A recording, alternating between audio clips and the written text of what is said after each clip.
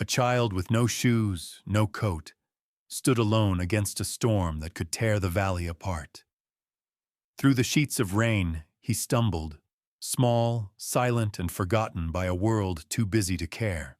But someone heard him.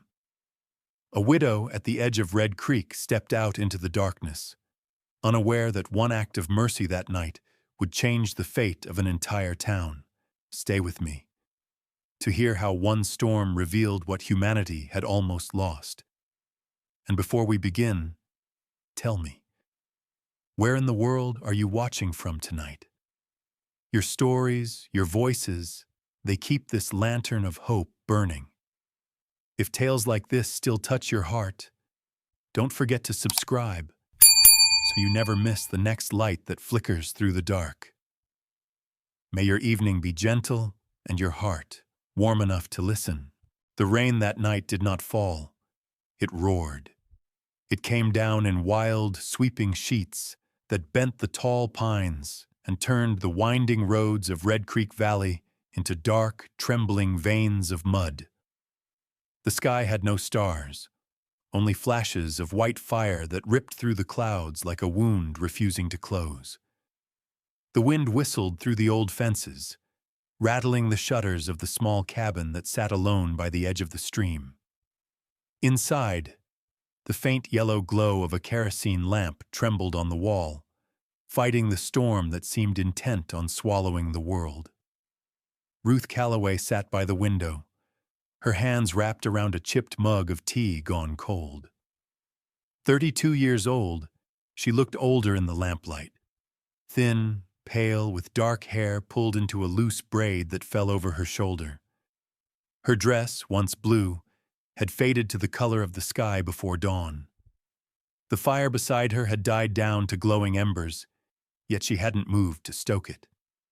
She was listening to the wind, to the rain, and to that long silence inside herself that no sound could truly fill. It had been 3 years since Samuel Calloway's horse was found riderless by the river bend. Since then, Ruth had learned to live with the whispers of Red Creek, how some pitied her, others blamed her, and most simply forgot. The valley remembered the dead only as long as it took to bury them. What remained was a woman trying to keep her roof from leaking and her heart from breaking. Thunder cracked, sharp as a whip. The window panes shuddered, and Ruth's gaze drifted toward the dark beyond. The lantern outside her porch flickered wildly before the wind blew it out. She sighed, stood, and reached for the thick wool coat that hung by the door. That was when she saw it. Just beyond the edge of the clearing, a shape moving against the storm. At first it was only a blur between gusts of rain, small and uneven, staggering forward, then disappearing again. She blinked hard. Maybe it was just a fallen branch or a trick of lightning. But then, there it was again. A figure, human, bent low as if fighting invisible hands pulling it back. Her heart kicked. She pressed a palm to the glass, squinting through the downpour. And in the next flash of lightning, she saw it clearly. A child. The sight tore through her like ice. Without thinking, Ruth snatched the lantern by the hearth, lit it, and pushed through the door. The wind slammed against her chest, nearly stealing her breath, and the rain felt like 1,000 needles pricking her skin. The ground was slick, mud clutching at her boots with every step. "Hello?" she shouted, her voice lost to the storm. "Child, where are you?" There was no answer, only the moan of the wind. Then, faintly, a sound, a whimper. She followed it down the path toward the creek, holding the lantern high. The light swung wildly, catching brief glimpses of wet grass, twisted roots, and then, there he was. A small boy, no older than 7 or 8, collapsed, near a fallen fence. He was barefoot, his feet blue with cold, his shirt soaked and torn. Mud streaked his face, and his lips trembled as though trying to form a word that wouldn't come. Ruth dropped to her knees beside him. "Oh, sweetheart," she whispered, brushing wet hair from his forehead. His eyes fluttered open, pale blue and frightened. "You're safe now," she said, her voice trembling. "You're safe." She wrapped her coat around his tiny frame, feeling the sharp bones beneath the fabric. The child's small hand clutched weakly at her sleeve before going limp again. The walk back to the cabin felt endless. Her arms burned from carrying his weight, though he was light as a bird. The lantern light bobbed in front of her, throwing long shadows across the rain-slicked ground. Once inside, she set him down by the fire, stripped off his soaked shirt, and wrapped him in a wool blanket. His skin was icy to the touch, his breathing shallow and uneven. Ruth stirred the fire until it blazed again, its warmth spilling over the wooden floor. Steam rose from his clothes, from her own hair, from every corner of the room. She knelt close, holding his small hands between hers, whispering fragments of comfort she hadn't spoken in years. "It's all right. You're home now. You're going to be warm again." Minutes passed, maybe hours. Time had no meaning in that storm. Slowly, color returned to his cheeks. His eyes opened fully this time, confused, but alive. "What's your name?" she asked gently. The boy stared at the flames, his voice barely a whisper. "Tommy." She smiled through the ache in her chest. "Well, Tommy, you're safe here." The rain outside softened, though thunder still rolled across the hills. Ruth moved to hang his wet clothes near the fire. She noticed the stitching on his trousers, done by hand, uneven but careful. Someone had tried to care for him once, yet there were bruises on his wrists, faint but visible, and a tear on his shoulder that looked too sharp to be from play. She turned away, jaw tight, forcing herself not to imagine. On the table lay the coat she'd wrapped him in, heavy and dripping. As she reached for it, something thudded softly against the floor. A small pouch, leather worn smooth by years of handling, had fallen from inside the coat's fold. Ruth bent to pick it up. It was damp but sealed, tied with a frayed cord. Curiosity stirred, uneasy and alive. She sat at the table, held the pouch near the firelight, and tugged the knot loose. A piece of parchment slipped out, yellowed and creased, its ink blurred at the edges. She unfolded it carefully. The words were formal, the handwriting steady and old-fashioned. Land deed, property of William Bradford. Her breath caught. For a moment, the room seemed to tilt. That name was known to every soul in Red Creek Valley. William Bradford, the ranch magnate, the man who owned half the land from here to Riverton, whose decisions could ruin or redeem a family overnight. Ruth's husband had once worked for him, years ago, before the accident, and now his name sat before her again, stamped in crimson wax that glowed like fresh blood. She looked toward the child, sleeping fitfully by the fire. Who was he really? Why did he carry Bradford's seal? The storm outside gave no answers, only the low groan of the wind pressing against the walls as though listening too. Ruth folded the document with trembling hands and slid it back into the pouch. She placed it gently on the table, eyes lingering on it as though it might speak. Then she turned back to Tommy, knelt beside him, and tucked the blanket higher around his shoulders. The boy stirred, whispering something in his sleep, just one word she couldn't quite catch. She sat there long after, watching the fire burn low. The storm was passing now. The rain had become a soft murmur, tapping like fingers against the roof. But inside Ruth Calloway's heart, another storm had begun. Quiet, uncertain, and impossible to ignore. When she rose to hang her coat by the door, her sleeve brushed the pouch once more. The wax seal caught the firelight and gleamed red, as if it were still warm. And Ruth, standing there in the dim glow of her lonely cabin, felt a chill crawl up her spine. Because she knew that name. And in Red Creek Valley, a name like William Bradford was never just a name. The rain outside faded to a hush, but for Ruth Calloway, the night had only just begun. Morning came like a quiet apology after a long, violent quarrel. The rain had stopped, leaving the valley wrapped in a mist so thin it looked like breath lingering over the earth. The sky was pale, the color of ash and milk, and the creek behind the cabin murmured softly, as though speaking of what it had witnessed the night before. Ruth moved carefully through the small room, her bare feet brushing the wooden floor still damp from the night's storm.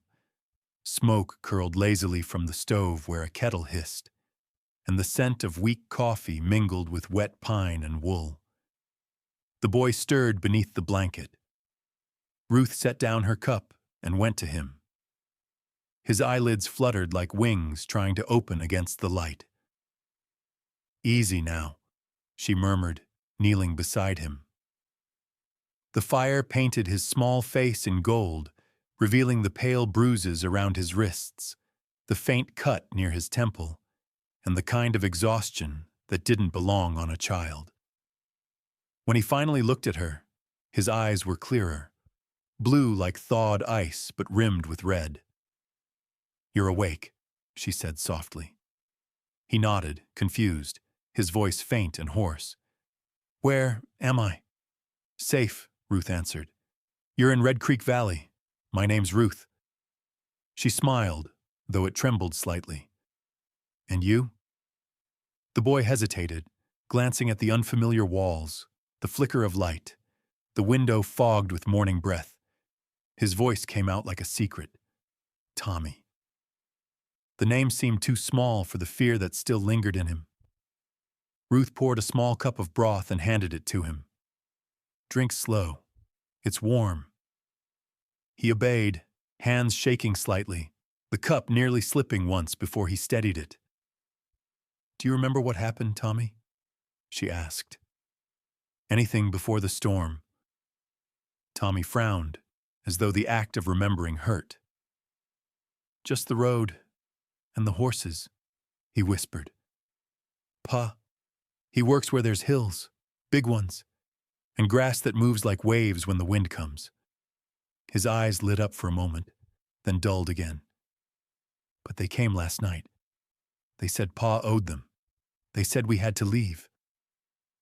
Ruth froze, the ladle still in her hand. "Who came?" He shook his head quickly. "I don't know. Just men. They broke the door and shouted.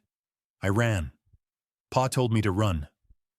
The boy's voice cracked then, and he pressed his small fists against his eyes. "He didn't follow." The words hung in the air like smoke that wouldn't clear. Ruth set the bowl aside and knelt again, wrapping her hands gently around his. They were small and cold despite the fire, the nails bitten short, the skin roughened by work that no child should have known. She wanted to tell him it would be all right, but her throat closed around the lie. Behind them, the leather pouch still lay on the table where she had left it the night before. Its surface had dried, dark and cracked, but the crimson wax seal remained unbroken. She stared at it now as if it were a living thing. Something in her chest tightened. She rose slowly, crossed the room, and picked it up. Tommy watched her, silent. Ruth turned the pouch over in her hands, hesitating for a long breath before untying the cord. Inside, the parchment was stiff, edges curled like autumn leaves. She laid it flat on the table, smoothing the creases with her fingertips. The words were still legible. Land deed, Iron Ridge Holdings, William Bradford. The same name that had burned itself into her mind the night before. Her stomach turned. Bradford, wealthiest man in the county, owner of more land than the church and the law combined. A man whose shadow stretched long across every house and heart in Red Creek. Ruth had seen him once, years ago from a distance. Tall, broad-shouldered, eyes the color of storm clouds. Her husband had worked for him until the accident. She remembered how people lowered their voices when speaking of him, how even the sheriff deferred to his men. That name, pressed in red wax, carried weight enough to crush. She turned toward Tommy. "Where did you get this?" The boy's eyes widened. "It's Pa's," he whispered quickly, clutching the blanket tighter. "He said it was important, said to keep it safe no matter what." His breathing quickened. "When those men came, they looked for it.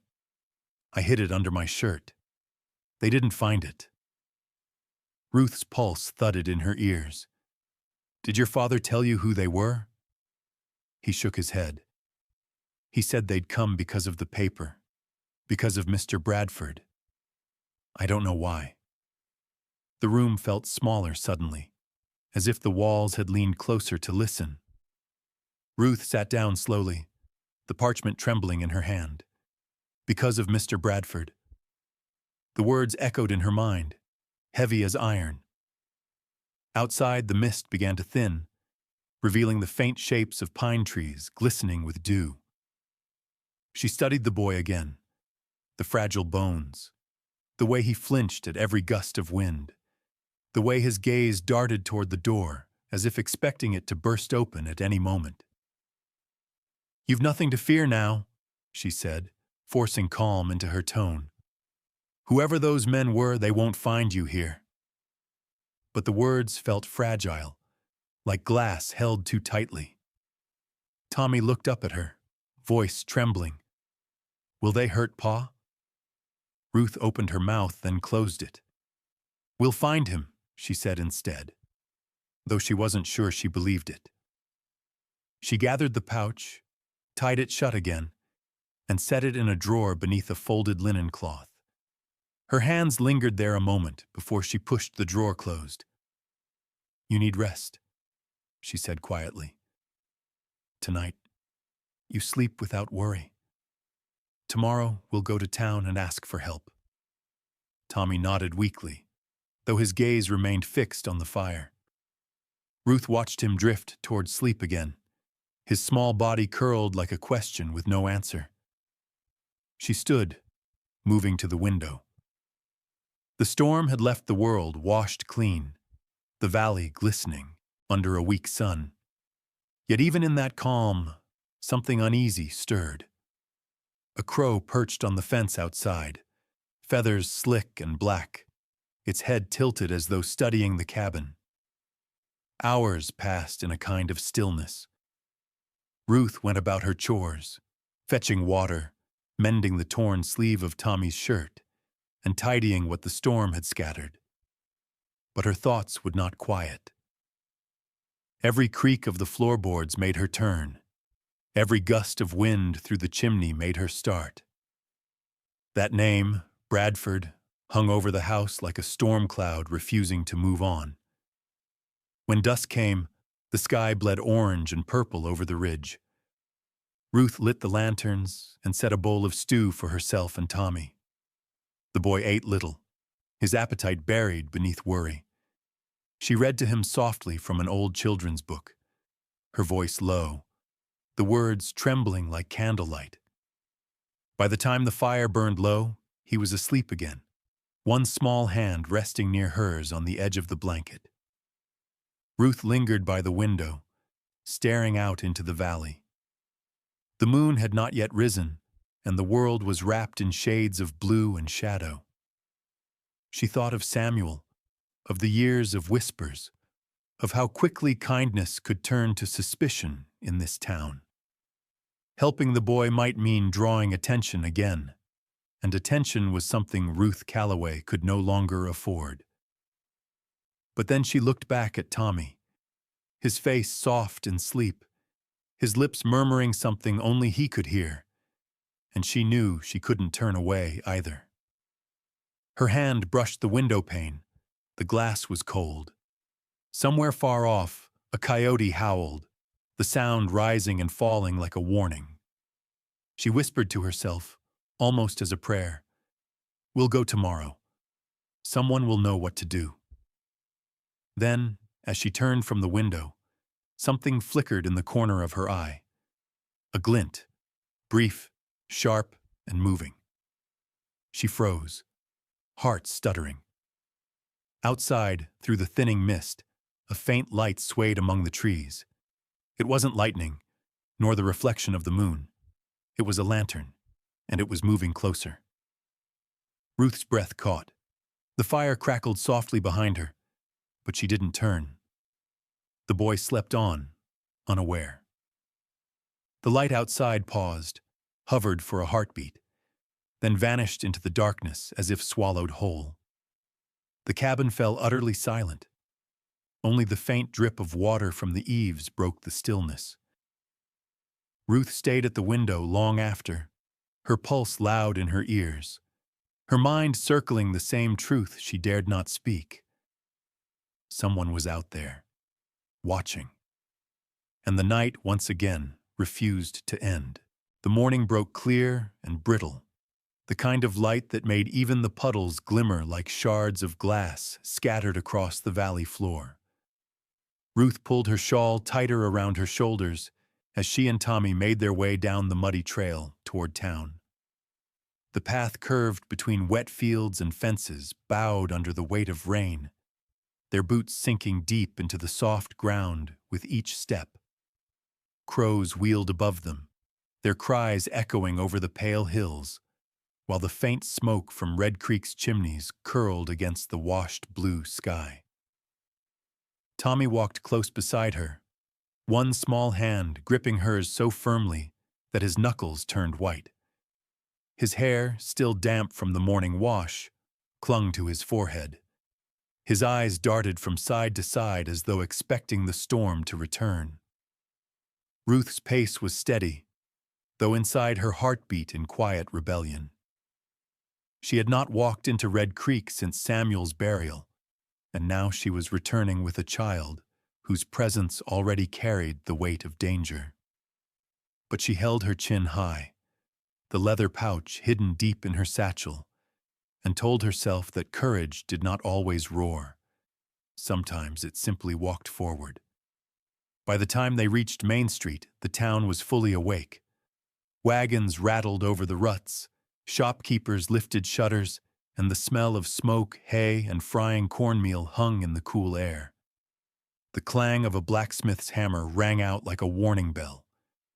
Ruth felt the eyes first, glances that slid over her patched dress, her muddy hem, and the boy half hiding behind her skirt. Conversations faltered. A man paused mid-swing with his hammer. Another stopped sweeping the porch of the saloon. Whispers followed them like the echo of the wind. "Isn't that the Calloway woman? Who's the boy? Looks like trouble to me." Ruth didn't slow. She walked straight toward the largest building on the corner, its sign faded but still legible. Harlow's Trading Post. Inside, the air smelled of leather, kerosene, and tobacco. Shelves lined the walls, stacked with bolts of cloth, tools, and tins of coffee. Behind the counter stood Beatrice Harlow, a woman in her 50s, tall and sharp-boned, her hair the color of pewter pulled tightly into a knot. She wore a crisp white blouse and a dark skirt that barely moved when she did. Her eyes were pale and cool, like glass marbles catching the light. "Well," Beatrice said, her voice smooth as polished wood. "If it isn't Mrs. Calloway.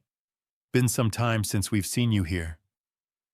Her gaze flicked to Tommy, lingering on his torn shirt and bare ankles. "And who's this?" Ruth rested her hand gently on the boy's shoulder. "A child who needs help," she replied evenly.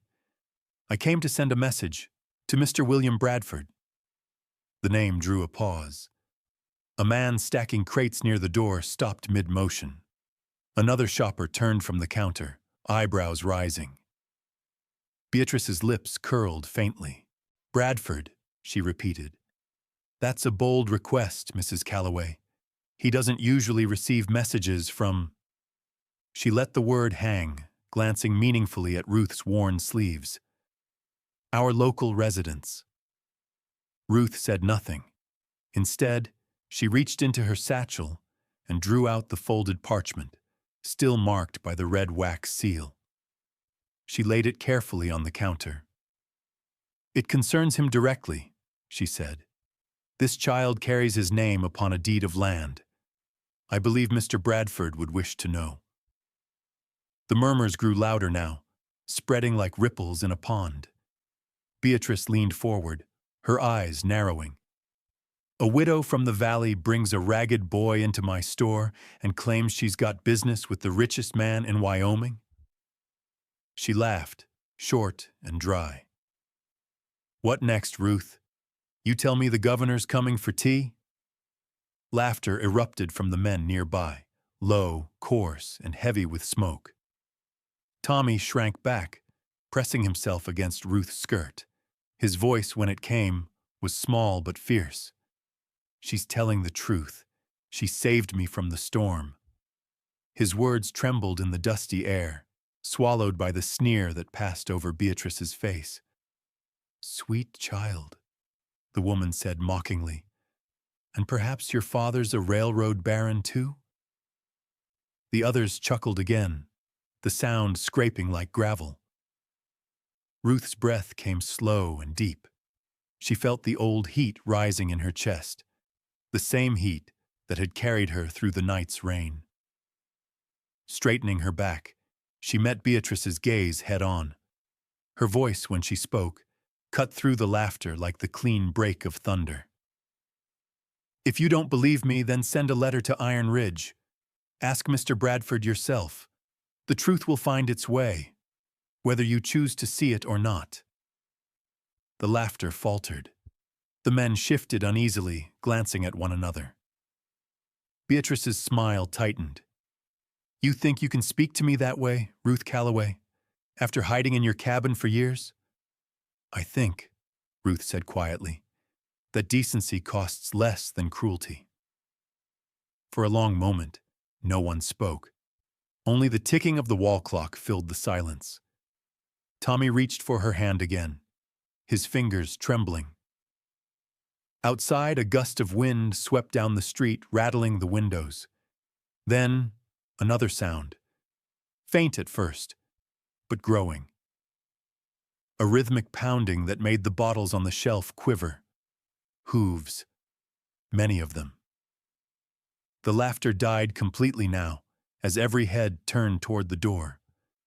Dust fell from the ceiling beams with each beat of the approaching riders. Beatrice moved toward the window, frowning.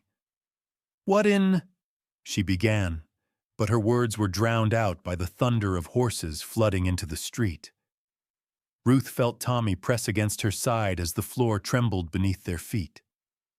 The shop's front window glowed with sudden light as the riders came to a halt outside. Through the glass, she saw them, half a dozen men, faces shadowed by wide-brimmed hats, coats dark with travel. And at their center, astride a great black stallion whose coat gleamed like oil under the sun, sat a man whose presence silenced the air itself. He was tall, broad-shouldered, his hair dark but streaked with gray at the temples, a long coat of deep brown leather draped from his shoulders, and his gloved hands rested steady on the reins.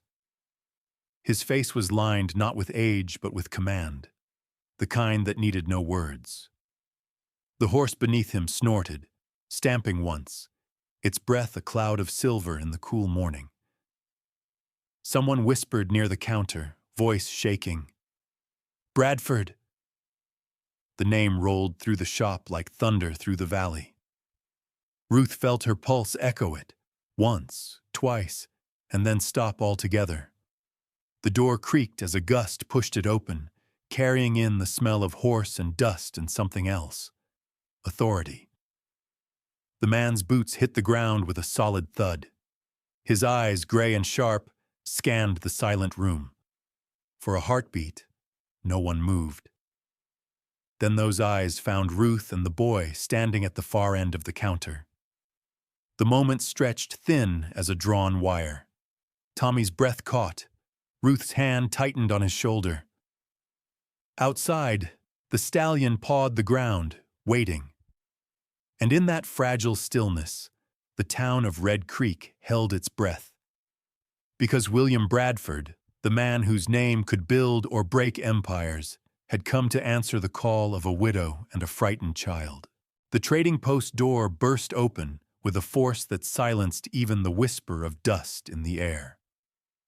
Wind followed him in, sharp, cold, alive with the echo of hooves outside. William Bradford filled the doorway like the storm itself, his coat billowing behind him, his boots striking the floor with a measured finality that made every breath in the room tighten.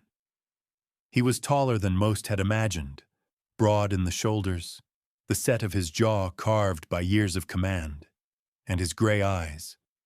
Those eyes were not the calm of winter skies, but the warning before lightning. No one spoke. The world seemed to narrow to the rhythm of his steps as he crossed the room. The floorboards creaked under his weight. The lamplight trembled on the counter. His gaze swept across the crowd. The men who had laughed moments earlier now stood like statues, their hands twisting their hats, their faces drained of color. Beatrice Harlow stiffened behind her counter, her painted smile faltering as his shadow fell across her. And then his eyes found the boy. Tommy stood half-hidden behind Ruth, small and trembling, his lips parted but no sound escaping. For a moment, Bradford's expression froze. His chest rose, then fell again, and the silence cracked with a single word that seemed to shake the air. Tommy. That was all. One name, heavy with disbelief and relief and everything between. The boy's head jerked up, his face pale as ash, and in the next heartbeat he was running, mud-splattered boots thudding against the floor as he flung himself into the man's arms. Bradford caught him mid-stride, dropping to his knees. Holding the child so tightly, it was as if the world itself might steal him away again. His gloved hand cradled the back of Tommy's head. The other trembled against his small shoulders. The sound that came from him wasn't speech. It was the broken breath of a man who had been holding it too long. His eyes closed, his forehead pressed against the boy's hair, and when he finally spoke, it was a whisper that reached every corner of that room. I thought I'd lost you, son. Around them, the townsfolk stood motionless. The same people who had sneered, who had mocked, now looked as though the ground beneath their feet had shifted. Shame passed over faces like a shadow. The laughter that had filled the shop an hour ago was replaced by the heavy stillness of guilt. Ruth watched in silence. The sight before her felt unreal, like a prayer answered too soon. Bradford looked older up close, his hair streaked silver at the temples, his coat heavy with travel dust. Yet in that moment, as he held his son, all the power and reputation that surrounded him fell away, leaving only a father who had nearly lost everything. When he finally rose, he lifted Tommy with him, one arm wrapped protectively around the boy's shoulders. His face was wet, not from the rain, but from tears that glimmered under the shop's dim light. He turned toward Ruth then, and, for the first time, she saw something break through the storm of his expression. Gratitude. Who found him? His voice was low, rough, but there was thunder beneath it. Ruth hesitated, every eye in the room now on her. He came to my cabin during the storm, she said quietly. He would have frozen out there if not for the fire. Bradford's gaze softened for a fraction of a second, then hardened again as he looked past her. At the faces watching, the heads lowered too late. He raised his chin, voice steady but ringing with authority. "And what did you all do?" he asked, the calm in his tone more dangerous than anger. "You mocked her, laughed at her, turned away when she asked for help." No one answered. Even Beatrice, for once, was silent.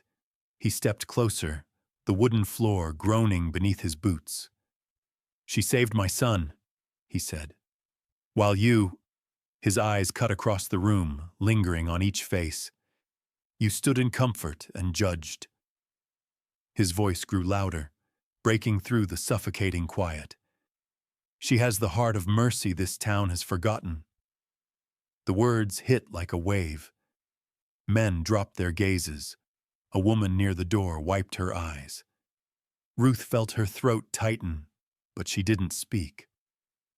Bradford turned toward Beatrice, whose hands gripped the counter so tightly her knuckles whitened. "And you," he said, his voice deepening. "You mocked her to her face. Is this how you treat those who show kindness?" Beatrice tried to speak, but her words tangled. "Mr. Bradford, I didn't know the child was yours." "You didn't need to know," he cut in, his voice sharp as breaking glass. "Decency doesn't require a ledger." He reached into his coat, pulled out a folded document, and laid it on the counter before her. "From this day, I will not do business with Harlow's trading post. All existing contracts, all shipments and leases, consider them void." Her face blanched. "Sir, please." But Bradford had already turned away. "You should pray your heart finds warmth before the next winter," he said, not looking back. The silence that followed was suffocating. No one dared move. Ruth could feel the tremor of the boy's breath against his father's coat, the faint smell of rain and leather hanging in the air. Outside, the horses pawed at the ground, restless under the waiting sun. Finally, Bradford exhaled, long and slow. He looked down at Tommy, brushed the boy's hair back from his forehead, and spoke so softly only Ruth could hear. "You were brave, son. Braver than most grown men I know." Then his gaze met hers once more. "You have my thanks, Mrs. Calloway," he said. The words carried the weight of something far deeper than formality. "You saved what was dearest to me." Ruth shook her head slightly. "I only did what anyone should have done," she murmured.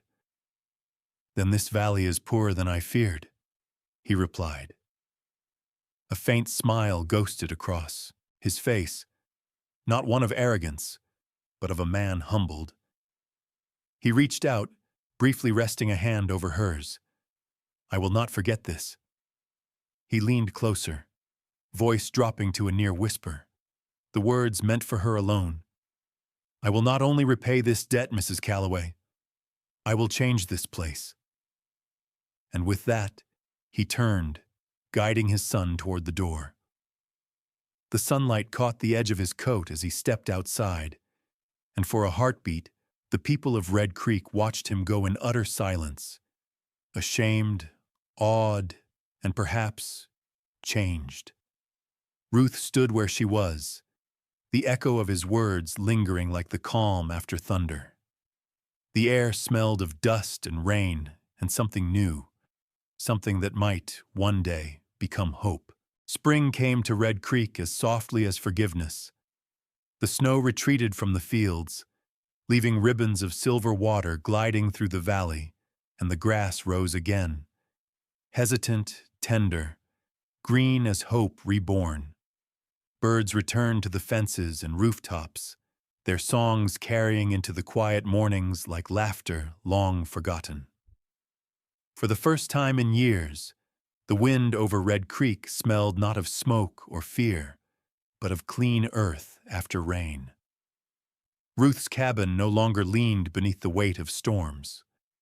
A new roof gleamed faintly under the sunlight, nailed down by the steady hands of neighbors who once would not meet her eye.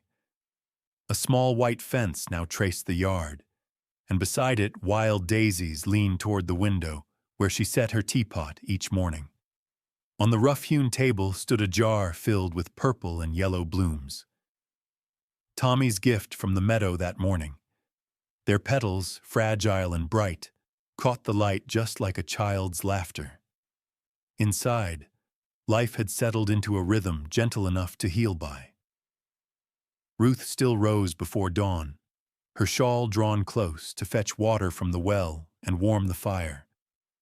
Tommy, stronger now and growing fast, would run out to greet the horses grazing near the fence, chestnut and white, their breath clouds in the chill. Sometimes the boy would return with his boots muddy and a grin so wide it made Ruth forget the years of loneliness that had come before. The town itself had changed. The laughter that once stung now carried no cruelty. The people who had turned away in her hardest hour now stopped by to share bread, to lend tools, or simply to talk about the weather. The name Beatrice Harlow was no longer painted above the trading post door. She had left town quietly after losing everything. Vernon, the loudest among her mockers, had gone west for work, or so they said. But others, Martha Klein, the baker's wife, and old Jacob who ran the livery, had begun to mend what words once broke. They waved to Ruth when she passed, and though forgiveness came slowly, it came. William Bradford kept his promise. Each week he rode from Iron Ridge to the valley, his black stallion cutting through the morning mist like a streak of living thunder. He would arrive without announcement, the sound of hooves enough to bring Tommy running to the gate. They would share supper, the three of them, the widow, the man of power, and the boy who had once been lost to both. Their conversations were quiet, filled not with grandeur, but with warmth. Bradford often spoke of rebuilding, barns, schools, hearts. Ruth, still wary of attention, would listen more than speak, her hands folded neatly in her lap, her eyes soft as candlelight. Yet something unspoken bound them. Not romance, not debt, but the simple understanding of two people who had walked through ruin and found kindness waiting at the end of it. One late afternoon, as the sun dipped behind the pines, Bradford arrived with a rolled parchment, tucked under his arm. His coat was dusted with pollen, and a hint of fatigue lined his face, though his eyes carried a quiet excitement. Tommy was in the yard, carving shapes in the dirt with a stick, while Ruth knelt nearby, hanging sheets on the line. When she saw him, she smiled. "You've been riding since dawn again," she said, taking his hat. "Some journeys are worth the dust," he replied, a rare humor softening his tone. They stepped inside, the room glowing with late golden light. Bradford unrolled the parchment across her table, the same table where, months before, she had placed a dying boy by the fire. The paper crackled, spreading out in crisp lines and careful ink. Buildings, fences, a broad roof, children drawn in miniature. The sketch of something that seemed to breathe hope right off the page. Ruth leaned closer, eyes wide. "What is this?" Bradford's voice lowered, not with secrecy but reverence. "A place I've been thinking of since that day in the store," he said. "A refuge, for those without one. For children like Tommy and others who've been left behind." He traced the lines gently with his gloved hand. "We'll call it Red Creek Haven. It will stand on the eastern ridge where the river bends, a home for the forgotten, a light for those still searching." Ruth's breath caught. "That's a noble dream." "Not a dream," he said simply. "A promise." Tommy had come in by then, his small hands still smudged with dirt, eyes wide as he looked at the drawing. "Will there be a barn?" he asked. And horses? Bradford chuckled, resting a hand on the boy's shoulder. There'll be both, and maybe a patch of daisies by the fence. Your job will be to make sure they grow. The boy nodded solemnly, already imagining it, his smile breaking into sunlight. Ruth's gaze lingered on them, the man and the child, the two whose lives had altered the course of hers. And for the first time, she felt not the ache of survival, but the quiet fullness of belonging. Bradford turned to her again. I can build the walls, hire the hands, and lay the stone. But it'll need more than that. It'll need a heart, someone to guide it. Ruth tilted her head, puzzled. And who might that be? He said nothing, only reached across the table and turned the parchment toward her. At the bottom, beneath the words, Red Creek Haven, a home for the lost, her eyes caught on a line written in careful script. Director, Ruth Calloway. The words shimmered in the light, unreal and steady all at once. She blinked, unsure whether to laugh or protest. William, this can't be right, she whispered. I'm no leader, I'm just... You're the reason this valley remembers compassion, he interrupted gently. No title could fit better. For a long time she said nothing. The sound of wind brushed against the cabin walls, carrying the scent of wet soil and pine. Tommy's laughter drifted in from outside. Ruth reached out, her fingers resting lightly on the edge of the drawing. I don't know if I deserve it, she murmured. Bradford smiled faintly. That's how I know you do. They stood there in silence, watching the light move across the table, the lines of the plan glowing gold. Beyond the window, the valley stretched in soft green folds, alive again after all its winters. The past no longer looked like a wound. It looked like soil, ready to grow something new. And as evening fell over Red Creek, the lanterns inside Ruth Calloway's cabin flickered to life once more. The same lantern that had burned through the storm, now shining steady against the tender breath of spring. The morning broke golden over Red Creek, the kind of light that makes everything look forgiven. The air carried a scent of cedar and fresh paint, of bread baking somewhere far off, and of hope, tangible and new, like earth turned after a long frost.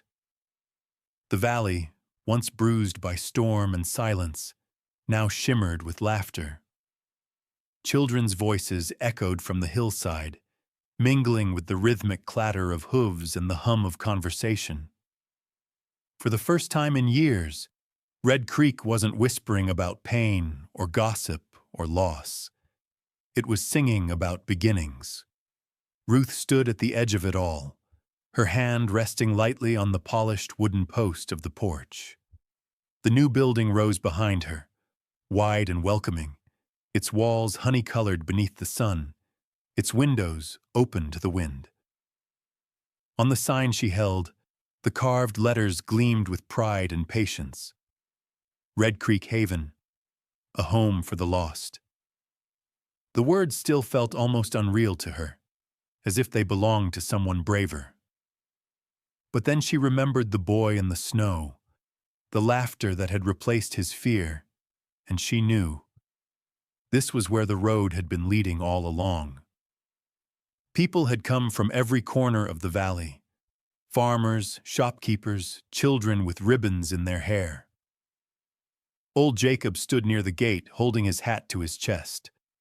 Martha Klein, the baker's wife, handed out biscuits to the little ones, her smile soft with something close to pride. Even those who had once turned their backs on Ruth now lingered close, eyes full of quiet apology. It wasn't spoken aloud. It didn't have to be. Red Creek had learned that redemption rarely announces itself. It simply shows up and gets to work. Tommy darted between the groups of children, his laughter rising like birds startled into flight. His hair caught the sun, his boots scuffed the dust, and his joy seemed to ripple outward, reminding everyone what had begun this change. Bradford stood nearby, tall in his dark coat, his face turned toward the light, the faintest trace of a smile beneath his usual calm. Time had softened the lines at his brow, and though his eyes still held the weight of responsibility, today they were bright with something gentler, gratitude. When Ruth approached, he turned toward her, removing his hat in quiet respect. "You did it," he said simply. She shook her head, the sign still in her hands. "No, you built it. You brought the men, the tools, the timber." He interrupted softly, a rare warmth in his tone. "Timber can raise walls, Ruth, but hearts raise homes, and that was you." Her lips parted, but words didn't come. She looked around instead, at the new roofline catching the light, at the laughter drifting through open doors, at Tommy chasing a paper kite across the yard. For so long, she had measured her life by what was lost. Now, standing in the warmth of that morning, she realized she was surrounded by what had been found. Bradford stepped closer, lowering, his voice so only she could hear. "This place isn't just a shelter," he said. "It's proof. Proof that mercy leaves a mark deeper than fear ever could." He paused, eyes glinting. "You didn't just save my son, Ruth. You saved this valley from itself." She looked up at him, the corners of her eyes shining. "No one saves a place alone," she said gently. "Sometimes it only takes one act of kindness to remind others what they'd forgotten." From across the yard, Tommy's voice rang out. "Ruth! Mr. Bradford! Come see!" He was standing beside the entrance where the first group of children had gathered. 5 of them, wide-eyed, clutching small bundles of clothes and worn blankets. They were new arrivals, brought in from nearby towns by the local pastor. One of them, a little girl with copper hair and a missing front tooth, held out a handful of wildflowers toward Ruth. "These are for the lady who made this house," she said shyly. Ruth knelt, taking the flowers with hands that trembled more than she wished. "Thank you, sweetheart," she whispered. "But this house belongs to all of you now." The girl grinned, darting off toward the play yard where Tommy had already started teaching a boy how to fly the kite. The others followed, their laughter rising into the warm air like a hymn. Bradford watched the scene in silence before speaking again. "Do you see?" he murmured. "Not long ago, Red Creek was a place people tried to leave. Now it's a place they come to find something worth staying for." Ruth nodded, her eyes tracing the distant ridge where the last traces of winter still lingered. "Spring doesn't erase the cold," she said quietly. "It just reminds us that warmth can return." A soft wind swept through the yard, lifting her hair and making the new fence creak gently. The sound was tender, familiar, like the rhythm of a heartbeat long missed. She turned toward Bradford, smiling faintly. "You were wrong once, you know," she said. "About what?" he asked, amused. "You said I changed this place." She looked toward the children again, their laughter catching the sunlight. "But it was kindness that did it. I only opened the door." He considered that for a moment, then bowed his head slightly in agreement. Then may that door never close. The day stretched on in soft, golden waves. The town shared food, stories, and songs. Someone played a fiddle by the fence. Someone else began humming along. The walls of the haven seemed to breathe with the life within them. Laughter, footsteps, hope. Even the horses tied near the gate stamped gently, their tails swaying in rhythm with the music. As the sun lowered, painting the sky in amber and rose, Ruth hung the sign above the doorway. The words glowed warm in the fading light. Red Creek Haven. A home for the lost. The crowd quieted, watching her step back. In that moment, something passed through them. Not applause, not pride, but reverence. They had all been lost in one way or another. And now they stood before proof that being found was possible. Tommy came to her side, slipping his small hand into hers. "Now," he said softly, looking up at her. "Anyone who's lost will know where to stop, like I did." Ruth smiled, tears shining unshed in her eyes. "Yes, my dear, and maybe one day they'll do the same for someone else." She looked to the horizon, where the first stars were beginning to show through the thinning light. The air still carried the faint echo of laughter and the scent of rain-soaked wood. "No one is ever truly lost," she murmured.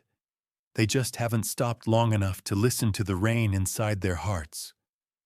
Bradford stood behind her, silent, the lantern light from the porch casting gold across his face. The sky deepened into twilight. One by one, lamps flickered to life inside the haven's windows.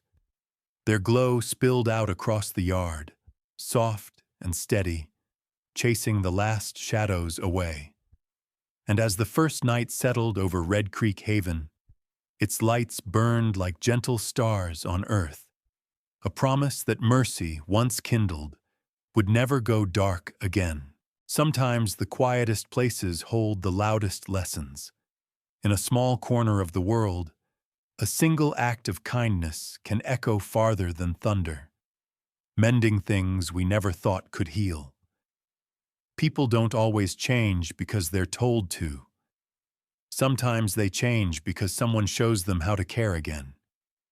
Maybe that's the heart of every story like this, not about loss or struggle or even redemption, but about the small hands that reach out when the world looks away and remind us that mercy is still alive. If you're listening to this now, maybe you've seen a bit of yourself somewhere in that silence, or in the light that follows it. Take a moment. Breathe it in. Let it stay with you for a while. And before you go, tell me, where in the world are you watching from tonight? Your words, your stories, they mean more than you know. If tales like this still warm your heart on quiet evenings, don't forget to subscribe so you never miss the next story that reminds us. The light we keep alive in one another never truly fades.